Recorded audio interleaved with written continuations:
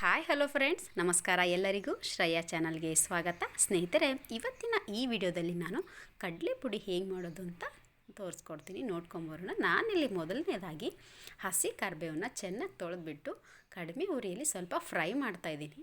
ನಿಮ್ಮ ಮನೇಲಿ ನೀವು ತೊಳೆದು ಒಣಗಿಸಿರೋ ಕರಿಬೇವಿದ್ದರೆ ಅದನ್ನು ಸಹ ಯೂಸ್ ಮಾಡ್ಬೋದು. ಕಡಲೆ ಪುಡಿ ಸ್ವಲ್ಪ ನಾನು ಇಲ್ಲಿ ಜಸ್ಟ್ ನೀರಿನ ಅಂಶ ಹೋಗೋವರೆಗೂ ಮಾತ್ರ ಫ್ರೈ ಮಾಡಿದ್ದೀನಿ. ಕಡಲೆ ಪುಡಿಗೆ ಏನು ಬೇಕು ಅಂತ ನೋಡ್ಕೊಂಬರೋಣ. ಅರ್ಧ ನಾನಿಲ್ಲಿ ಒಣ ಕೊಬ್ಬರಿ ತುರಿದಿಟ್ಕೊಂಡಿದ್ದೀನಿ.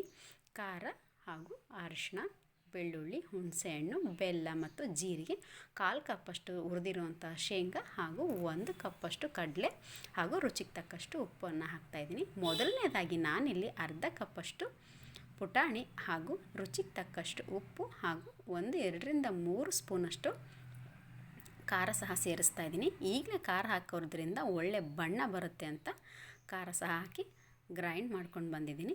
ಈಗ ನೆಕ್ಸ್ಟ್ ಇನ್ನೂ ಒಂದು ಸ್ವಲ್ಪ ಮಿಕ್ಕಿರೋದನ್ನು ಸಹ ನಾವು ಇಲ್ಲಿ ಗ್ರೈಂಡ್ ಮಾಡ್ಕೊಳ್ಳೋಣ. ಎಲ್ಲವನ್ನು ಹಾಕಿ ಚೆನ್ನಾಗಿ ಇನ್ನೊಂದು ಸಲ ನೀಟಾಗಿ ಸಣ್ಣ ಆಗೋವರೆಗೂ ನಾವು ಇದನ್ನು ಇನ್ನೊಂದು ಸಲ ಗ್ರೈಂಡ್ ಹಾಕೋಣ. ಈಗ ಇದಕ್ಕೆ ಎಷ್ಟು ಬೇಕೋ ಅಷ್ಟು ರುಚಿಗೆ ತಕ್ಕಷ್ಟು ಉಪ್ಪು ಹಾಕೋಣ. ನಾನು ಮೊದಲೇ ಫ್ರೈ ಮಾಡ್ಕೊಂಡು ಇಟ್ಕೊಂಡಿರುವಂತಹ ಕರಿಬೇವು ಸಹ ಸೇರಿಸ್ತಾ ಇದ್ದೀನಿ. ಉಪ್ಪನ್ನು ಇಲ್ಲಿ ನಾವು ಶೇಂಗಾ ಯೂಸ್ ಮಾಡೋದ್ರಿಂದ ಶೇಂಗಾ ಜಾಸ್ತಿ ಉಪ್ಪನ್ನು ಹಿಡಿಯೋದಿಲ್ಲ, ಹಾಗಾಗಿ ನೋಡ್ಕೊಂಡು ಹಾಕ್ಕೊಳ್ಳಿ. ನಾನಿಲ್ಲಿ ಪುನಃ ಇದಕ್ಕೆ ಎಷ್ಟು ಬೇಕಷ್ಟು ಖಾರ ಹಾಕ್ಕೊತಿದ್ದೀನಿ. ಒಳ್ಳೆ ಕಲರ್ಗೋಸ್ಕರ ನಾನಿಲ್ಲಿ ಅರಿಶಿನ ಸಹ ಸೇರಿಸ್ತಾ ಇದ್ದೀನಿ. ಇದನ್ನು ಸಹ ನಾವಿಲ್ಲಿ ಒಂದು ಗ್ರೈಂಡ್ ಮಾಡ್ಕೊಂಬರೋಣ. ನೋಡಿ, ಚೆನ್ನಾಗಿ ಗ್ರೈಂಡ್ ಆಗಿದೆ. ವಾವ್, ಎಷ್ಟು ಒಳ್ಳೆ ಕಲರ್ ಬಂದಿದೆ. ನಾವಿದಕ್ಕೆ ಇನ್ನೂ ಸೂಪರಾಗಿರೋ ಕಲರ್ ಬರಬೇಕಂದ್ರೆ ಇನ್ನೂ ಒಂದು ಟ್ರಿಕ್ ಮಾಡೋಣ. ನಾನಿಲ್ಲಿ 4 ಸ್ಪೂನಷ್ಟು ಎಣ್ಣೆ ಕಾಯಕ್ಕಿಟ್ಕೊಂಡಿದ್ದೀನಿ. ಅದಕ್ಕೆ ಎಣ್ಣೆ ಕಾದ್ಮೇಲೆ ಜೀರಿಗೆ, ಸಾಸಿವೆ ಹಾಗೂ ಸ್ವಲ್ಪ ಕರಿಬೇವನ್ನು ಸಹ ಸೇರಿಸ್ತಾ ಇದ್ದೀನಿ. ಎಲ್ಲವನ್ನು ಸೇರಿಸಿ ಈಗ ಗ್ಯಾಸ್ ಆಫ್ ಮಾಡಿಕೊಂಡು ನಂತರ ಬಿಸಿ ಇರಬೇಕಾದ್ರೇ ನಾವು ಮೊದಲೇ ಮಾಡಿಟ್ಕೊಂಡಿರುವಂತಹ ಪುಡಿನೂ ಸಹ ಸೇರಿಸಿ ಚೆನ್ನಾಗಿ ಕಲಿಸ್ಬೇಕಿದನ್ನು. ಮೇಯ್ನ್ ನಾವಿಲ್ಲಿ ಸ್ಪೂನಿಂದಲ್ಲ, ಕೈಯಿಂದನೇ ಚೆನ್ನಾಗಿ ಎಷ್ಟು ಚೆನ್ನಾಗಿ ಕಲಸಿದೆ.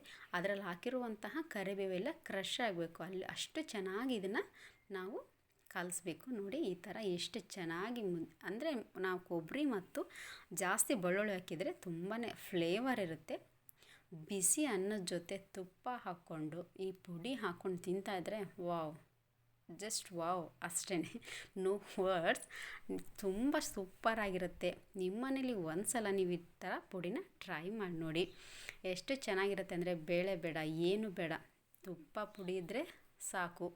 ನಮ್ಮ ಕಡೆ ಇದನ್ನು ನಾವು ಫಸ್ಟ್ ನಮ್ಮ ಪ್ಲೇಟಲ್ಲಿ ಅನ್ನ ಆಗಿರಲಿ ಇಲ್ಲ ಒಗ್ಗರಣೆ ಆಗಿರಲಿ, ಫಸ್ಟ್ ಹಾಕ್ಕೊಂಡ ತಕ್ಷಣ ನೆಕ್ಸ್ಟ್ ನಾವು ಕೇಳೋದೆ ಕಡಲೆ ಪುಡಿನ. ಅಷ್ಟು ನಮ್ಮ ಕಡೆ ಇದನ್ನೆಲ್ಲ ಇಷ್ಟಪಡ್ತಾರೆ. ಹಾಗೂ ಮನೇಲಿ ಎನಿ ಟೈಮ್ ನಮಗಿದು ಬೇಕೇ ಬೇಕು. ನಿಮಗೆ ಈ ವಿಡಿಯೋ ಇಷ್ಟ ಆದರೆ ಲೈಕ್ ಮಾಡಿ.